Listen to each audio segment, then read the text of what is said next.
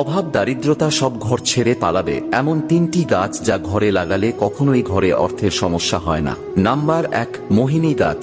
মোহিনী গাছ বা ক্র্যাসুলা উদ্ভিদকে সম্পদের উদ্ভিদ হিসেবে বিবেচনা করা হয়। এমনটা বিশ্বাস করা হয় যে দেবী লক্ষ্মী নিজেই মোহিনী গাছে বাস করেন, তাই এটি বাড়ির উত্তর পূর্ব দিকে বা বাড়ির মূল প্রবেশদ্বারে রাখলে বাড়িতে কখনো অর্থের অভাব হয় না।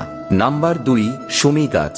শমী গাছ বা লজ্জাবতী গাছ ভগবান শিবের খুবই প্রিয় উদ্ভিদ এবং ভগবান শিবকে এই গাছের পাতা নিবেদন করলে তিনি খুবই প্রসন্ন হন। তাই এই গাছ প্রতিটি বাড়িতেই লাগানো উচিত, কারণ যে বাড়িতে এই গাছ থাকে অভাব দারিদ্রতা সেই বাড়ি থেকে অনেক দূরে থাকে।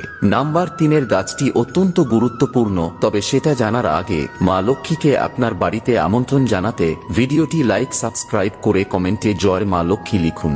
নাম্বার 3, জ্যোতিষ শাস্ত্র অনুসারে ঘরে মানি প্ল্যান্ট লাগানো সবথেকে শুভ বলে মনে করা হয়।